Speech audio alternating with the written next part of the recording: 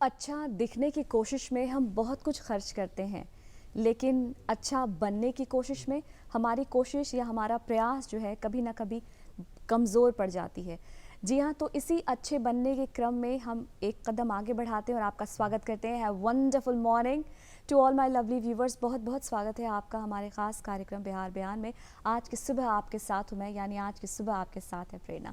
जी हाँ, सुबह की शुरुआत हो चुकी है नए दिन के साथ, नई सुबह के साथ। आज के दिन का हम स्वागत करते हैं और इस सुबह की जो ताजगी है आपके साथ पूरे दिन बरकरार रहे, इसलिए हमारी ये कोशिश होती है कि जब हम कार्यक्रम की शुरुआत करें तो आपके साथ कुछ बेहतर, कुछ अच्छा साझा करें। बहुत बार क्या होता है कि देखी हुई चीज़ शायद हमारे स्मृति पटल से धूमिल हो जाए, लेकिन कही गई बात या सुनी गई बात जो है हमारे स्मृति पटल पर ताउम्र हमारे जहन में ताज़ा रहती है। इसलिए हमारी कोशिश होती है कि कार्यक्रम की जब हम शुरुआत करें तो आपके साथ कुछ हम अनमोल वचन, अनमोल कथन, यानी कि महापुरुषों के द्वारा कहे गए अनमोल वचन आपके साथ साझा करें। तो आपके साथ आइए आज हम साझा करते हैं राष्ट्रपिता महात्मा गांधी के कहे गए अनमोल वचन।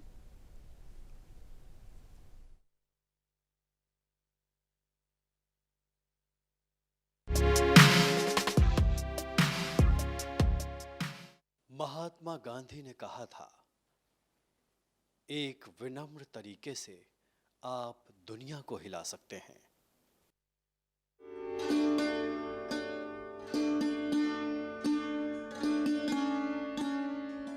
से आज हमने स्टूडियो में आमंत्रित किया है असिस्टेंट प्रोफेसर भौतिकी विभाग पटना साइंस कॉलेज के डॉक्टर अशोक कुमार झा का। सर, आपका बहुत बहुत स्वागत करना चाहेंगे हम आज के अपने इस कार्यक्रम में। सर, आप भौतिकी के प्रोफेसर हैं। फिज़िक्स की अगर मैं बात करूं तो हमारे चारों तरफ अगर हम देखें तो हर चीज़ फिज़िक्स से रिलेटेड है, फिज़िक्स से संबंधित है। हमारी जो ये ज़िंदगी भी है, आप एक तरह से कहें कि ये भी फिज़िक्स है। बहुत बार क्या होता है, फिज़िक्स में हमने पढ़ा है कि कोई चीज़ टूटती है तो उससे एनर्जी निकलती है। हमारी ज़िंदगी में बहुत बार ऐसा होता है कि कभी हमारा दिल टूट जाता है, कभी हमारी उम्मीदें, आशाएँ, कभी हमारे कोई अपने टूट जाते हैं, हमसे रूठ जाते हैं। तो हमें ये सोचना चाहिए कि जब भी कोई चीज़ टूटे तो आप ये समझे कि ईश्वर ने आपको, प्रकृति ने आपको एनर्जी का न्यूक्लियस बनाया है। तो हमें इस बात का हमेशा ख्याल रखना चाहिए और इसी सकारात्मकता की दिशा में आगे बढ़ना चाहिए। आप फिज़िक्स के प्रोफेसर सर, बहुत ही दिलचस्प विषय है और बहुत सारे बच्चों को फिज़िक्स पढ़ने में बहुत रुचि भी आती है। आपका काफ़ी लंबे वर्षों का शिक्षा का अनुभव रहा है। सबसे पहले शुरुआत करेंगे कि इसकी शुरुआत कब हुई, कब से आप शिक्षा के क्षेत्र में आए और फिज़िक्स आपकी ज़िंदगी का हिस्सा कैसे बन गया? धन्यवाद मैडम। बिहार बिहान देखने वाले सभी दर्शकों को मेरा सादर अभिनंदन। ये जो विषय है फिजिक्स, आपने बहुत अच्छा इंट्रोडक्शन दिया। हम लोग मतलब बेसिकली जब हम 11वीं कक्षा में जाते हैं तो सबसे पहला चीज़ जो हमको फिजिक्स की किताब में देखिएगा तो आपको पहला जो इंट्रोडक्शन है फिजिक्स का, वो क्या कहता है कि it is the way we define the nature. हम किस तरीके से अपने प्रकृति का व्याख्यान करते हैं वो फिजिक्स बताता है। फिजिक्स क्या है, या बेसिकली भौतिकी, ये क्या करता है कि आपके हमारे जो जितने भी नेचर में जितने भी चीज़ें हो रही हैं उसका एक कहते हैं ना मैथमेटिक्स, तो मैथमेटिक्स को एक लैंग्वेज ये देता है। मैथमेटिक्स क्या है, वो रिप्रेजेंटेशन है, फिजिक्स एक्सप्लेनेशन है। आपने सही कहा कि कोई भी चीज़ टूटता है या कोई भी चीज़ बनता है, उसका एक्सप्लेनेशन हम फिजिक्स के माध्यम से दे सकते हैं। जैसे मौसम के विषय में जो आप विंड जो चलता है उसका एक्सप्लेनेशन आप फिजिक्स में दीजिएगा, तूफान आता है उसका एक्सप्लेनेशन आप फिजिक्स में दीजिएगा। फिजिक्स मैंने जो है मतलब मेरा पढ़ते हुए यदि इस सब्जेक्ट को यदि कहा जाए, मतलब बीएससी, एमएससी, पीएचडी, उसके बाद रिसर्च वर्क के बाद मैंने जो जॉब ज्वाइन किया, तो ये लगभग 12 से 15 साल का पीरियड है जिसमें मैंने फिजिक्स में बिताया है। मैं बहुत अच्छा छात्र फिजिक्स का नहीं रहा, मगर इतनी साल फिजिक्स में जब सीख रहा हूँ तो इस फिजिक्स में खासियत यह है कि आप हर समय, हर दिन एक नया चीज़, नया एस्पेक्ट आप फिजिक्स का सीखते हैं। तो यही एक मतलब किंग ऑफ सब्जेक्ट मैथ्स को कहा जाता है, तो क्वीन ऑफ सब्जेक्ट फिजिक्स को ही कहा जाता है। क्या बात है। और जी, फिज़िक्स के बारे में हम और भी बहुत सारी बातें करेंगे। सर, अभी अखबारों में सुर्खियाँ आई, जिसे मैंने अभी अपने दर्शकों के साथ साझा भी किया, क्या आज सिविल सर्विसेज सेवा का जो आज रिज़ल्ट परिणाम घोषित हुआ है, बहुत सारे बच्चों की जो आशाएं होती, उनके माता पिता की, परिवार वालों की आशाएं उस पर टिकी होती। ख़ासतौर से अगर मैं बिहार की बात करूँ तो यूपी और बिहार इसके लिए बहुत ज़्यादा ही चर्चित है कि यहाँ के बच्चे इसके लिए ज़्यादा ही तत्पर रहते हैं, उत्सुक रहते हैं। और आप असिस्टेंट प्रोफेसर हैं। अगर हम बात करें साइंस कॉलेज की, तो हमारे बिहार का सबसे सम्मानित और प्रतिष्ठित ये संस्था है, तो यहाँ पर क्या माहौल है, क्या गहमा गहमी थी बच्चों में, कुछ साझा करना चाहेंगे? देखिए, जब भी सिविल सर्विस परीक्षा की बात आती है और रिजल्ट आज स्पेशल डे है, क्योंकि आप देखिएगा कि साइंस कॉलेज ने बहुत सारे जो टॉप मोस्ट ब्यूरोक्रेट्स, अभी प्रेजेंट जो अमीर सुभानी जी जो हैं हमारे साइंस कॉलेज के प्रोडक्ट हैं, तो ये हमेशा से यहाँ पे एक ये रहा है, क्या कहते हैं, कल्चर का हिस्सा है हमारे यहाँ कि जितने भी बच्चे पढ़ते हैं हायर एजुकेशन के लिए जाते हैं, उनका एक सपना जरूर होता है कि सिविल सर्विस में परीक्षा दें। और उसमें हमारे जो साइंस कॉलेज का जो है एक, क्योंकि बिहार के टॉप कॉलेज में आता है, तो इसका एक अग्रिम स्थान रहा है।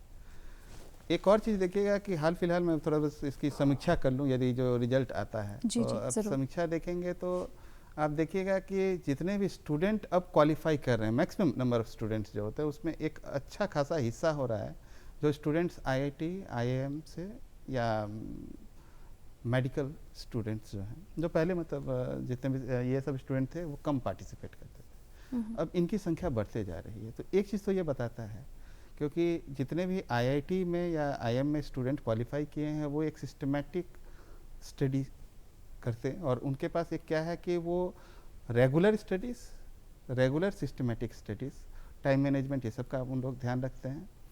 तो एक चीज़ तो ये बात बताता है कि ये सिविल सर्विस परीक्षा में जाने के लिए आपको ब्रिलियंस दिखाना है, और ब्रिलियंस के लिए आपको जो है कंसिस्टेंसी आपको दिखाना पड़ेगा। और इसी कारण से हम लोग हाल फिलहाल में, अभी भी बिहार का अच्छा स्थान आता है, बट हाल फिलहाल में हम लोग थोड़ा पीछे हुए हैं। तो इसमें मगर एक चीज़ और है, टॉप 10 में हमारा स्थान जरूर आता है बिहार का। आपने कहा कि थोड़ा सा कम हो गया है, इसकी कोई ख़ास तौर से आप अपने नज़रिए से वजह पाते हैं?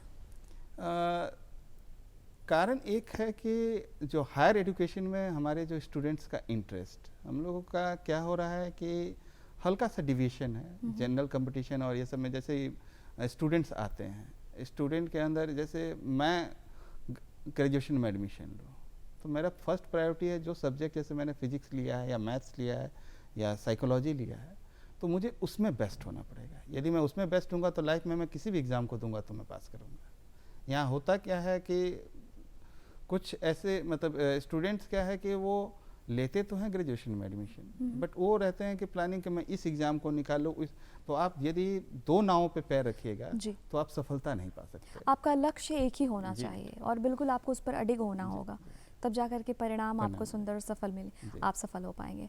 जी सर, बहुत खुशी की बात है। उम्मीद करते हैं कि रिजल्ट्स में हमारे बिहार के भी बहुत सारे ऐसे परीक्षार्थी हों, उनका नाम अव्वल दर्जे में हो। ये जानना चाहूँगी आपसे सर, फिज़िक्स आपके जीवन का हिस्सा आपने कहा पिछले 15 सालों से बना, लेकिन जब शुरुआती दिनों की मैं बात करूं तो आपने कभी ये सोचा था कि आपके मन में ये भाव आया था कि आपको शिक्षा के क्षेत्र में ही जाना है या फिर किसी एक विषय में ही आपको आगे बढ़ना है? ऐसे कुछ ख्याल आए थे? जब मैं मतलब एक्चुअली मैं केंद्रीय विद्यालय अपर शिलोंग मतलब मेघालय में पढ़ा हुआ हूँ, तो शुरुआत से ये नहीं कहूँगा कि मेरी प्लानिंग थी कि मैं शिक्षा के क्षेत्र में ही जाऊँगा। इनिशियली कहूँगा तो डिफेंस में जाने का मन था, मगर एक चीज़ देखिए कि जब मैं 10th पास किया, उसके बाद 12th में गया, तो मेरा सबसे डिफ़िकल्ट सब्जेक्ट हमको लगता था फिज़िक्स, नो डाउट। मेरा मैथ्स अच्छा था, केमिस्ट्री अच्छा था, फिज़िक्स में हमको दिक्कत आता था। तो वो दिक्कत क्यों आता था, ये सब एस्पेक्ट को समझने की कोशिश करें तो एक चीज़ देखेंगे कि आप फिज़िक्स में बहुत सारे आपको ऐसे एग्जाम्पल्स मिलेंगे जो यदि कहा जाए तो ट्रेंड ग्रेजुएट नहीं थे। जैसे ऑगेन्स एक हैं हमारे, मतलब जितने भी तरंगे हैं उनका जो एक जगह से दूसरी जगह पे जो वो ट्रैवल करते हैं, उसका एक्सप्लेनेशन ऑगेन्स प्रिंसिपल से देते हैं। तो वो कहीं उनका एक कहा जाए तो सिस्टमेटिक एजुकेशन नहीं था। एक सिंपल सा प्रोसीजर है कि आप पत्थर यदि पानी में मारे तो आप देखिएगा कि रिपल्स फॉर्म होंगे, एंड इसी तरीके से उन्होंने एक्सप्लेन किया। तो आप ये जो एस्पेक्ट्स हम लोग को जब इंट्रोड्यूस कराया गया तो एक चीज़ समझ में आया कि ये डिफ़िकल्ट है तो उसको चैलेंज लिया जाए। और पढ़ना जब स्टार्ट किए तो एक चीज़ देखा कि यदि आप फिजिक्स समझ सकते हैं मैं ऐसा, क्योंकि मैं फिजिक्स का छात्र हूँ तो मैं फिजिक्स की एडवोकेसी जरूर करूँगा। आप जिस समय विषय में हैं, यदि आप उसको समझ सकते हैं तो आपको फिर समझने के लिए नो डाउट एफर्ट तो पड़ता है, बट आप उसको एंजॉय करने लीजिएगा। तो आफ्टर 15 ईयर्स, जब मैं मतलब अभी साइंस कॉलेज में शिक्षक हूँ, और स्टूडेंट के साथ एक चीज़ है कि स्टिल ये जो मेरा सब्जेक्ट है मुझे डेली सिखा रहा है और इसी को मैं एंजॉय करता हूँ। आपके जीवन का एक तरह से कहें कि ये हिस्सा बन हिस्सा चुका बन है आप और फिज़िक्स, और इसी के साथ साथ आपकी जो जीवन की गति भी है वो भी आपको एक फिज़िक्स जो ही है आपको गति दे रही है। सर, जानना चाहूँगी, आपने शोध का भी जिक्र, आपने अभी बताया कि आपकी प्रारंभिक शिक्षा कहाँ हुई, तो मैं ये जानना चाहूँगी कि आप अपने जो आपका शिक्षा का जो भी आपकी जो जर्नी रही शिक्षा की, उसके बारे में आप कुछ हमारे साथ साझा रहें। प्रारंभिक शिक्षा कहाँ हुई, किस प्रकार से फिर आपने आगे ग्रेजुएशन की पढ़ाई की, PhD एक्चुअली किया? मेरे फादर जो थे डिफेंस में सिविलियन थे, तो हम लोग मैं मतलब जब यहाँ 3 साल का ही था तो मैं मेघालय, अपर शिलोंग कहा जाता है, एयरफोर्स कमांड है, ईस्टर्न एयर कमांड, उसमें पढ़ा बड़ा है। तो उसमें फौजी एरिया है, तो केंद्रीय विद्यालय अंदर था। केंद्रीय विद्यालय में मैं शुरू मतलब तीसरी से लेकर के 12वीं क्लास तक मैं केंद्रीय विद्यालय से पढ़ा हूँ। उसके बाद सेंट एंथनीज कॉलेज जो नॉर्थ ईस्टर्न यूनिवर्सिटी के अंदर आती है मेघालय में, उसके वहाँ से मैंने ग्रेजुएशन किया। और उस कॉलेज का एक ये देखा जाए तो इंडियन हिस्ट्री में एक उत्कृष्ट स्थान इसलिए है कि उसको पहले कहा जाता था ऑफिसर्स ट्रेनिंग कॉलेज। जितने भी ब्रिटिश ऑफिसर्स थे उनकी ट्रेनिंग के लिए वो कॉलेज यूज़ किया जाता था। उसके बाद मैंने MSc नॉर्थ ईस्टर्न यूनिवर्सिटी से की, PhD भी मैंने उसी यूनिवर्सिटी से की। और नॉर्थ ईस्टर्न यूनिवर्सिटी में मेरा जो शोध का जो विषय था वो था कि जो हमारे कॉमेट्स होते हैं, तो कॉमेट्स के अंदर से रेडिएशंस जो हम लोग डिटेक्ट करते हैं उसका स्रोत क्या है। तो कैसे ये इस विषय का कैसे आपको ख्याल आया कि आपको बहुत ही मतलब काफ़ी अनोखा सा एक विषय है, आपने चुना, काफ़ी डिफ़िकल्ट भी रहा होगा, कैसे ख्याल आया आपको कि इस पर? एक्चुअली मैडम, रिसर्च जो होता है, बहुत लोग हम लोग सोचते हैं कि PhD करेंगे, रिसर्च करेंगे तो कुछ नया खोजेंगे। PhD और रिसर्च जो बेसिकली एक ट्रेनिंग प्रोसेस, ये आपको ट्रेन किया जाता है हाउ टू डू रिसर्च। हाँ। तो PhD प्रोसेस में मेरे सुपरवाइज़र प्रोफेसर अतुल सक्सेना, वो न्यूक्लियर के प्रोफेसर हैं, और एक प्रोफेसर बोएंकर, RJ बोएंकर, ये जर्मनी में थे, वुपर्टल यूनिवर्सिटी में। एक बार मेरा आदत हमेशा से रहा कि जैसे कि नॉट हमेशा से MSc में खास करके मुझे यदि कोई दुविधा होती थी तो मैं पहला चीज़ करता था कि टीचर से तो पूछूंगा ही, उसके बाद मैं ऑथर से, क्योंकि अधिकतर जो फॉरेन ऑथर्स हैं उनका डिटेल दिया जाता है किताब में, तो मैं ऑथर्स को ज़रूर लिख देता था कि ये पार्ट हमको क्लियर नहीं हुआ। ये हमको सिखाया गया था, हमारे एक प्रोफेसर थे, उन्होंने। तो काफ़ी रोचक इसका प्रसंग रहा कि मैंने जिस प्रोफेसर को डाउट लिखा कि मुझे यहाँ पे डाउट है, उन्होंने उसका एक एक्सप्लेनेशन बहुत अच्छा से दिया। जैसे क्वांटम मैकेनिक्स में हम लोग पढ़ते हैं, फिजिक्स में हम लोग का एक प्रॉब्लम है पार्टिकल इन अ बॉक्स, तो बड़ा इंटरेस्टिंग था, मैथमेटिकली समझ में आता था, उसको इमेजिन करने में दिक्कत होता। तो एक प्रोफेसर साहब हैं, उनको हमने लिखा US में, और उन्होंने सारा एक्सपेरिमेंट डिज़ाइन करके हमारे लिए यहाँ पे भेजवा दिया। तो उसके बाद क्या हुआ, प्रोफेसर बोएंकर साहब इस विषय पे काम कर रहे थे, रेडिएशंस, तो मतलब बेसिकली इसको कहा जाता है particle collision theory. Particle collision theory पे इनका काम बहुत विशिष्ट है। तो मैंने इनको एक बार कांटेक्ट किया था कि सर मैं इसमें कुछ सीखना चाहता हूँ, और उस सीखने स्टार्ट करने से सारी PhD मेरी उस विषय पे सर ने करवाई। नई शिक्षा नीति भी लागू हुई है, अगर हम एजुकेशन पॉलिसी 2020 की बात करें तो इस नीति से, इस बदलाव से बिहार के जो छात्र छात्रा हैं ये इनको कैसे प्रभावित करती है, या फिर इनके लिए कितना चुनौतीपूर्ण है ये? नेशनल एजुकेशन पॉलिसी 2020, बेसिकली इसको NEP 2020 जो कहते हैं, ये हमारे खास करके बिहार के स्टूडेंट्स के लिए बड़ा चैलेंजिंग होगा। चैलेंजिंग इसलिए क्योंकि पटना यूनिवर्सिटी में CBCS इस साल से लागू हुआ है, चॉइस बेस्ड क्रेडिट सिस्टम, मतलब कि हमने ईयर वाइज सिस्टम को सेमेस्टर सिस्टम में कन्वर्ट किया। बिहार के सारी यूनिवर्सिटीज़ में ये लागू होना भी बाकी है। और NEP में बात किया जाता है, ये 4 ईयर डिग्री प्रोग्राम है, मतलब आप 3 साल से ट्रांजिशन सीधे कीजिएगा 4 साल वाली डिग्री में। और नो डाउट वो सेमेस्टर सिस्टम है। तो फर्स्ट तो हमारे स्टूडेंट्स जितने भी हैं ईयर वाइज सिस्टम में, उनको एडजस्ट करना पड़ेगा ईयरली सिस्टम से सेमेस्टर वाइज सिस्टम में। चॉइस बेस्ड क्रेडिट सिस्टम जो होता है, ये इसके सबसे बड़ा इसका इंटरेस्टिंग एस्पेक्ट्स ये है कि आप यदि फिजिक्स के छात्र हैं और मेरी कोई रुचि है कि मैं यदि कोई हिस्ट्री का सब्जेक्ट यदि चूज़ करना चाहता हूँ, या लिटरेचर में मेरी रुचि है, या मैं म्यूज़िक सीखना चाहता हूँ, तो मैं एज अ पेपर उस सब्जेक्ट को भी ले सकता हूँ। तो मैं फिजिक्स का छात्र होने के साथ साथ मैं म्यूजिक का भी पेपर ऑप्ट कर सकता हूँ। और इसमें एक एग्जांपल आपको देना चाहूँगा कि हमारे जो हम लोग सभी जो फिजिक्स में नाम लेते हैं तो एल्बर्ट आइंस्टाइन का नाम लेते हैं। भौतिकी में उनसे बड़ा स्थान तो किसी का है नहीं। और हम लोग सभी जानते हैं कि वो एक बहुत महान फिजिसिस्ट होने के साथ साथ एक वायलिनिस्ट भी बहुत अच्छा वायलिन बजाते थे। एक विशेषता रही, आप जितने भी महान फिजिसिस्ट का देखिएगा तो उनमें इन एडिशन टू फिजिक्स किसी और कला में महारत होती है। कोई बहुत अच्छा ड्राइंग बना सकते हैं, कोई बहुत अच्छा गा सकते हैं। क्योंकि आप एक बार देखिए, म्यूज़िक में यदि मैं कहता हूँ कि म्यूज़िक में तो ये तो कंसंट्रेशन आपका डेवलप, मतलब जो आपका जो कंसंट्रेशन लेवल चाहिए सब्जेक्ट में, आप यदि म्यूज़िक या किसी और चीज़ को करते हैं तो उसमें बढ़ता है। अब हमारे स्टूडेंट के पास ये सुविधा रहेगी कि ये अपने सिर्फ अपने हॉबी को हॉबी के रूप में नहीं, उसको स्टडीज़ में उसको एक्सटेंड कर सके। हाँ, बट नो डाउट इसके साथ चैलेंज ये आता है कि आपने 1 साल की पढ़ाई को स्प्लिट किया है 6-6 महीना, टेक्निकली देखा तो 4 महीने की पढ़ाई होगी।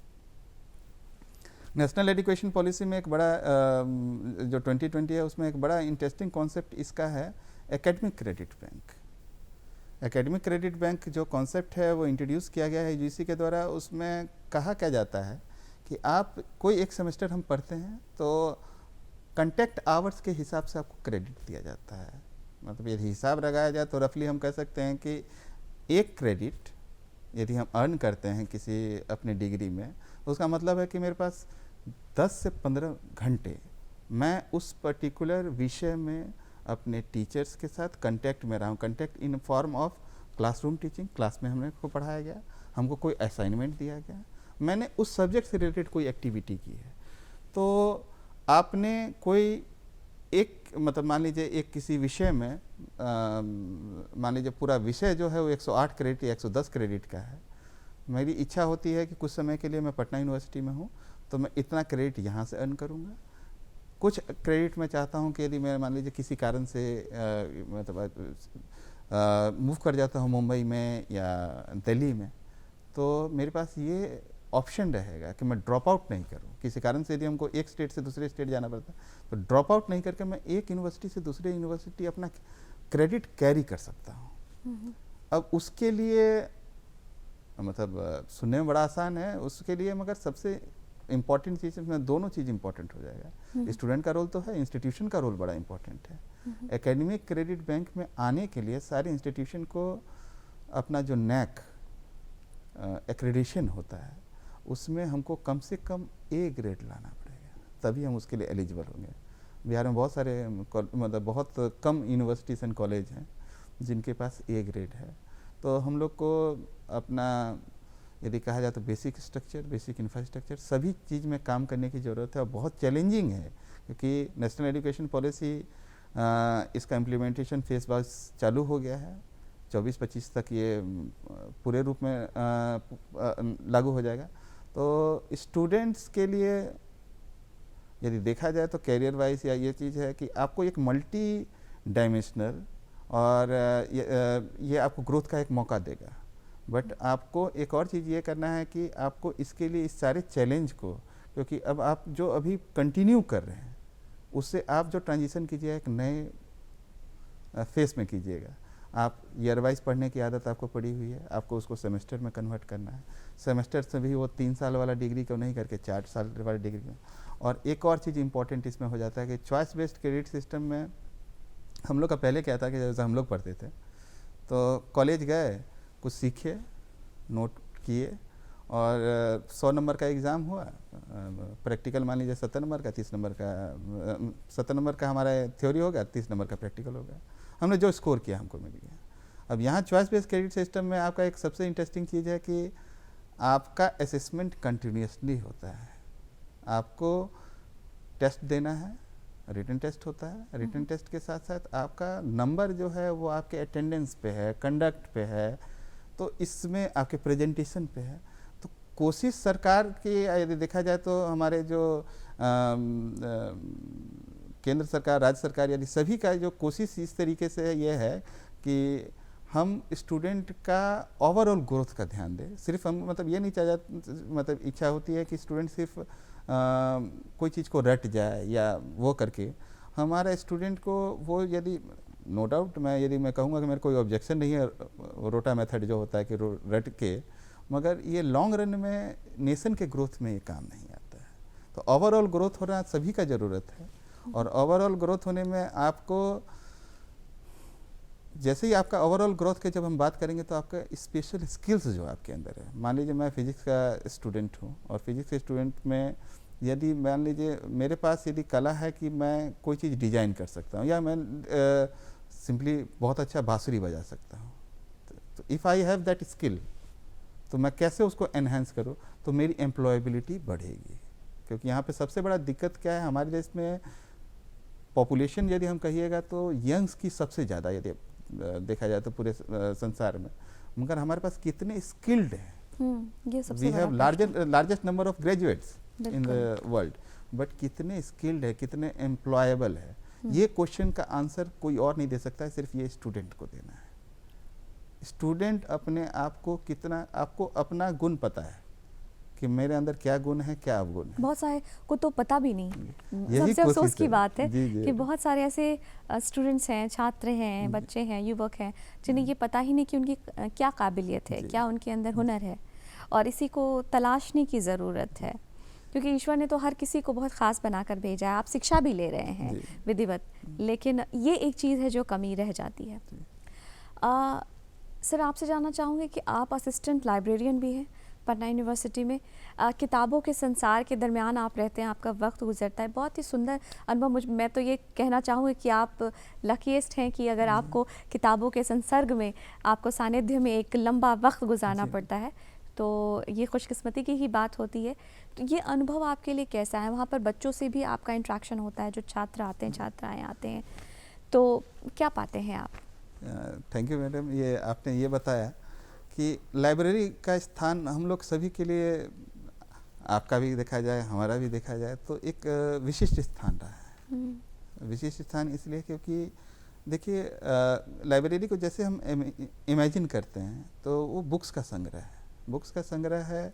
हम जाएंगे, जैसे पटना यूनिवर्सिटी लाइब्रेरी के विषय में यदि मैं बता दूं तो पटना यूनिवर्सिटी लाइब्रेरी की जो स्थापना हुई थी 1919 में हुई थी। One of the oldest library यदि देखा जाए इंडिया में, तो कुछ यदि सबसे पुराने लाइब्रेरीज में देखा जाए तो उसका एक स्थान आएगा। 2,76,000 से ज़्यादा किताबें हैं। क्या बात है, 2,76,000 से ज़्यादा किताबें हैं। और सबसे विशिष्ट चीज़ है कि हमारी लाइब्रेरी में एक मैन्युस्क्रिप्ट सेक्शन है। जितने भी देश विदेश से लोग आते हैं, इवन हमारे जो उपराष्ट्रपति जी आए थे, माननीय श्री वेंकैया नायडू, जो वो आए थे जब विजिट किए थे, जब हमारा लाइब्रेरी का 100 साल पूरा हुआ था, तो वो उस सेक्शन में गए थे। और उस सेक्शन की खासियत ये है कि आप देखिएगा कि कुछ रेयर एंटीक्स जो हैं हमारे पास है। हम लोग सभी लोग जानते हैं मैथिली, अब जो लिखा जाता है वो लिखा जाता है ब्राह्मी लिपि में। मैथिली का जो मूल लिपि है वो मिथिलाक्षर है।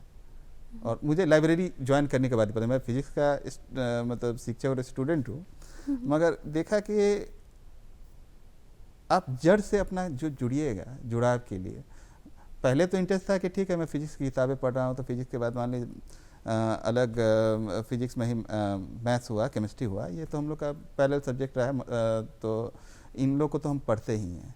लाइब्रेरी में जब आप आते हैं तो देखते हैं कि आपको सोचना पड़ता है। वो एक ऐसा रंगनाथन है, उनके 5 लॉ है, तो उसके हिसाब से आप सोचते हैं लाइब्रेरी को किस हिसाब से।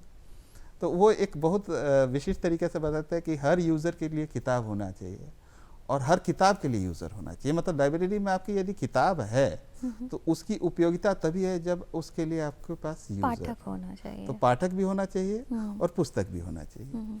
उसके बाद एक सबसे अच्छा एक्सपेक्ट आप यदि देखिएगा लाइब्रेरी में, तो लाइब्रेरी में हम पढ़ते हैं और जो आप कुछ इंटरेक्शन का माहौल आपको होता है कि आप उस वैसे पे चर्चा कर सकते हैं।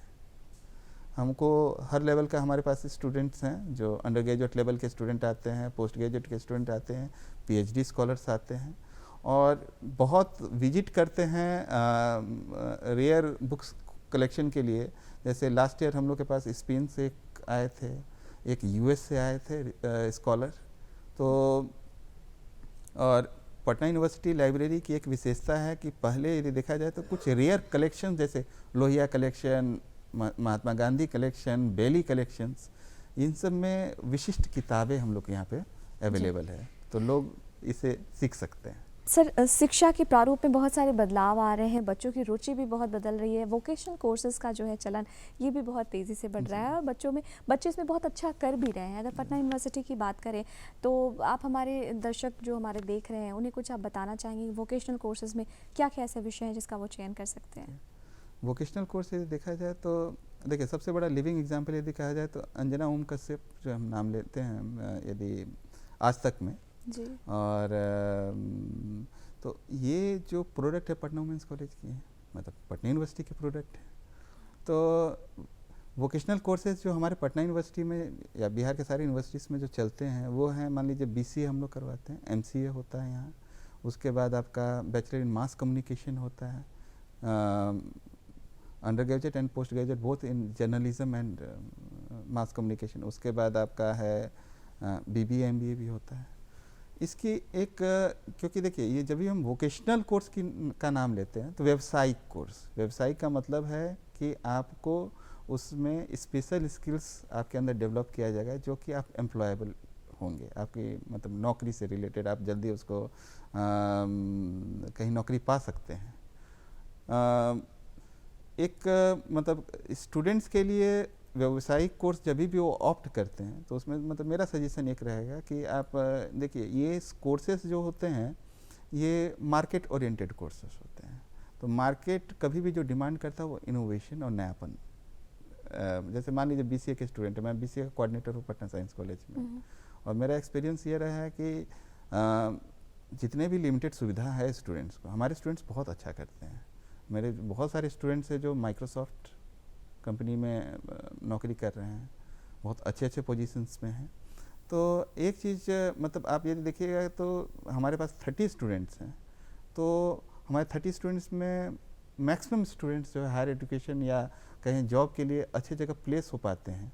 तो वो उनका क्योंकि एक चीज़ हम लोग कहते हैं कि जैसे पटना यूनिवर्सिटी या जो हमारी यूनिवर्सिटीज़ में स्टूडेंट आते हैं वो no doubt irrespective of their मतलब वो कहाँ से आए हैं। आप एक चीज़ देखिएगा कि हमारे बिहारी स्टूडेंट्स में एक गुण तो है कि हम लोग चैलेंजेस लेते हैं और मेहनत बहुत करते हैं। ये बातों में मतलब ये इसमें कोई डाउट नहीं है। कहीं भी हम बिहारियों को डाल दिया जाए हम लोग उसमें एक्सेल करने की कोशिश करते हैं।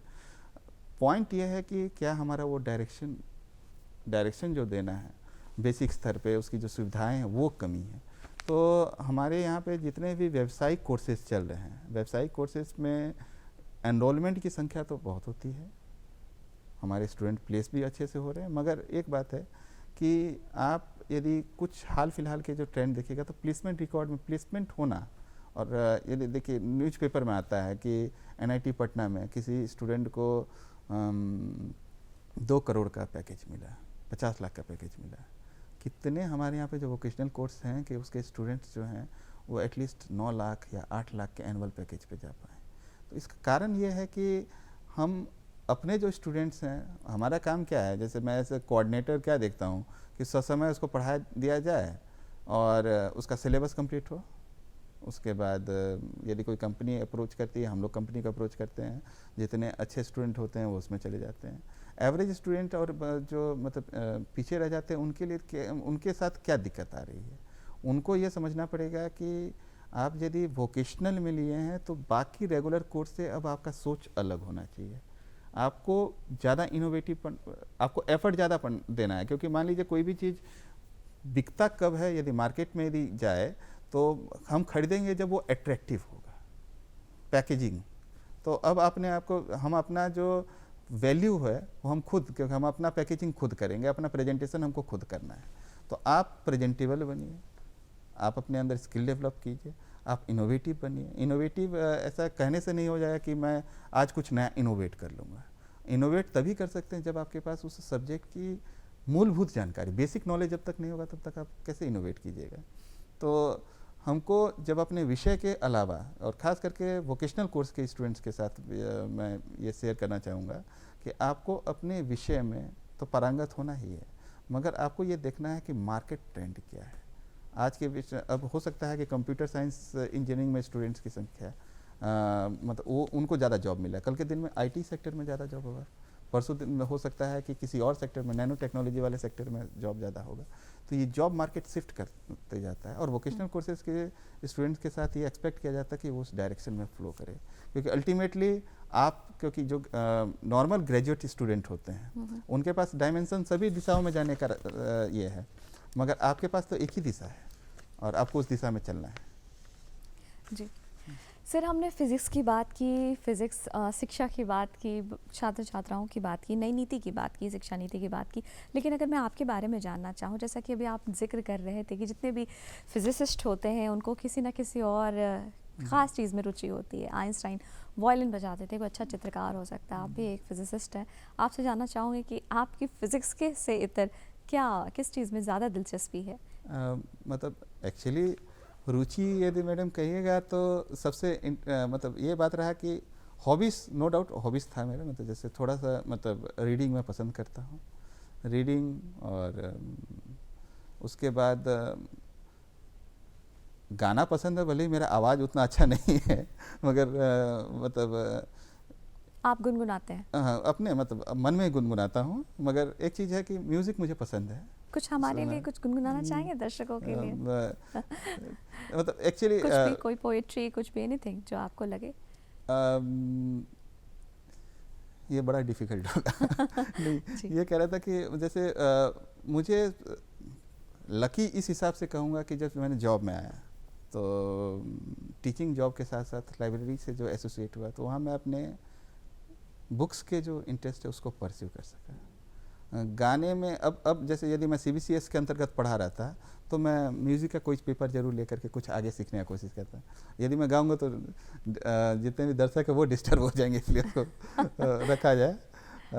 अब कोशिश करूंगा यदि मैं फिर कभी आता हूं तो कुछ सीख के आऊँगा। जी मैम।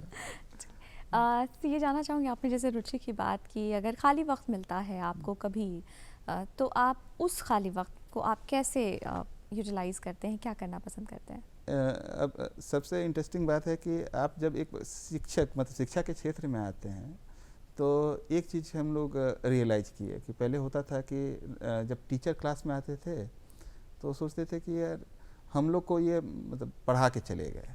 अब मैं जब शिक्षक बना हूँ तो एक चीज़ देखता हूँ कि यदि मैं 40 मिनट की क्लास के लिए जब मुझे पढ़ाना है तो उसके लिए मैं यदि खुद अपने आप को प्रिपेयर करूँ तो मैं 5 से 6 घंटा हमको अपने आप डेडिकेट करना पड़ेगा, क्योंकि स्टूडेंट 100 बच्चों का यदि एक क्लासरूम है और जब हम स्टूडेंट्स कहते हैं तो स्टूडेंट का क्वेश्चन, उनका दिमाग मल्टी डायमेंशनल होता है, कुछ से कुछ पूछ सकते हैं, और एक टीचर या शिक्षक वही है जो उनके आंसर्स को दे सके।